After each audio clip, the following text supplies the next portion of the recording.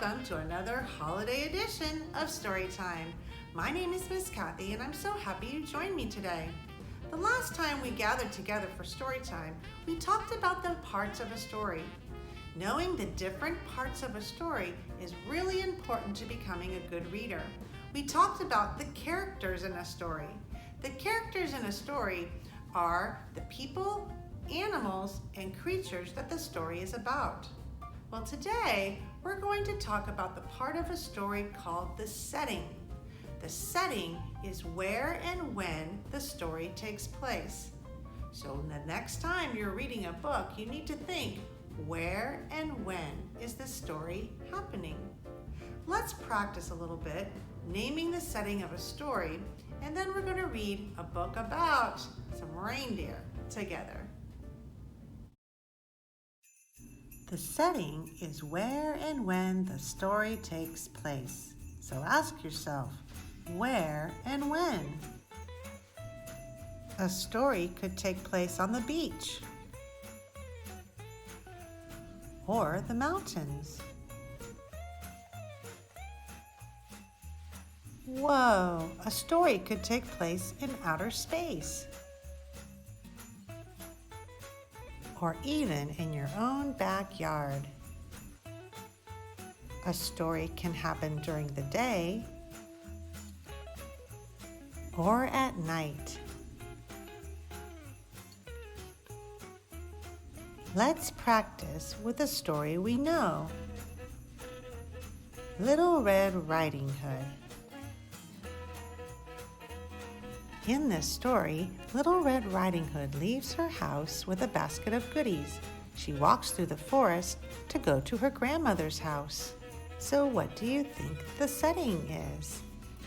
That's right, the forest where Little Red Riding Hood is walking all the way to her grandmother's house. Good job. Now that we have the hang of it, let's read a holiday book together and think about the setting. The title of our story today is Uncles and Antlers, written by Lisa Wheeler, illustrated by Brian Floca, and read with permission from Simon & Schuster.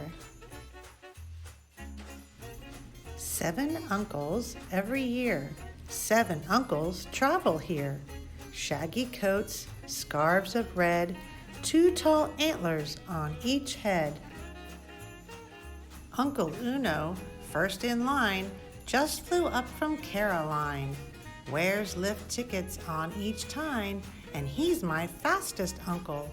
He has 1 hat, he has 1 vest, he wears 1 stopwatch on his chest. He lost 1 pole, he lost 1 ski. He says his favorite niece is me.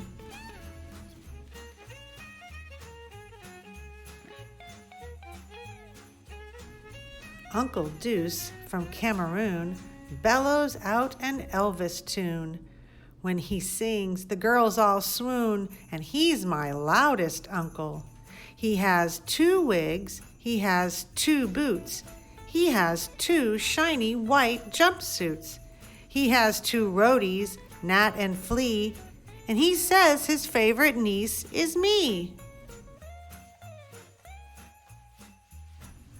Uncle Trey is short and wide, antler tines, 3 on each side, wears a wetsuit on his hide, and he's my sweetest uncle. He has 3 masks that hide 3 chins. He owns 3 sets of swimming fins. We snorkel every day at 3. His favorite niece is, glub glub, me.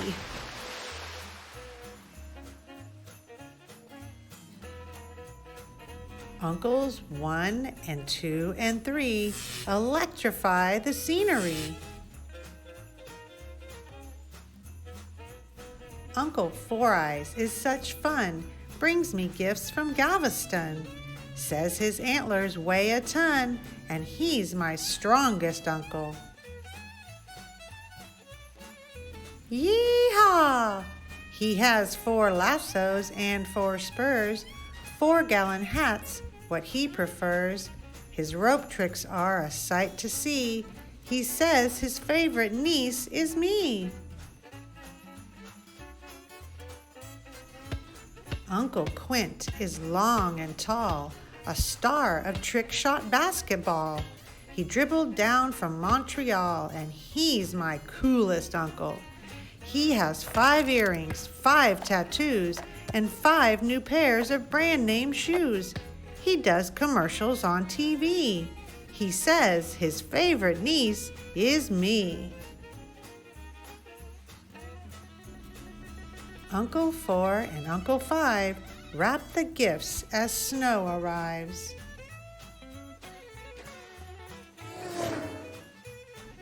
Here comes crazy Uncle Si. He's a fearless sort of guy.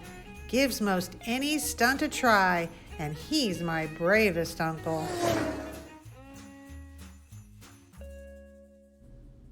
He has 6 bumps. He has 6 scars. He has 6 crashed up racing cars. He has 6 stitches on his knee. He says his favorite niece is me. Last of all comes Uncle Sven, a literary gentleman. Writes poetry with feathered pen, and he's my smartest uncle. 7 books and 7 plays, 7 poems for 7 days. When he recites, the uncles cry. His favorite niece? Well, it is I. Yay for 7, yay for 6. They're all here now. It's quite a mix. Each uncle's cool, each uncle's great. And I'm Octavia, number 8. 8 fine reindeer every year. 8 fine reindeer gather here. We do it once a year because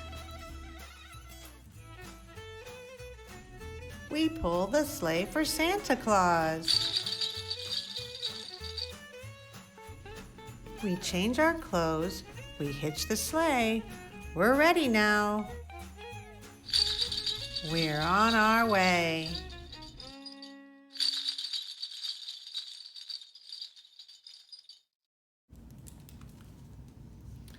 Did you enjoy that story? It was pretty silly, wasn't it? It had a lot of counting, a lot of rhyming, and those silly reindeer. They had some pretty interesting hobbies, didn't they, when they weren't helping Santa to pull his sleigh? Well, let's talk about the setting of this story. Remember, the setting is where the story takes place. So, the characters in this story are the reindeer and Santa. Where do they normally live? That's right, the North Pole. So, the setting of this story is the North Pole. Good job. I hope that the next time that you read a book, you take a minute and think about who is in the story and where the story is taking place. When you do that, you become a better reader. Well, thank you so much for joining me today for this story.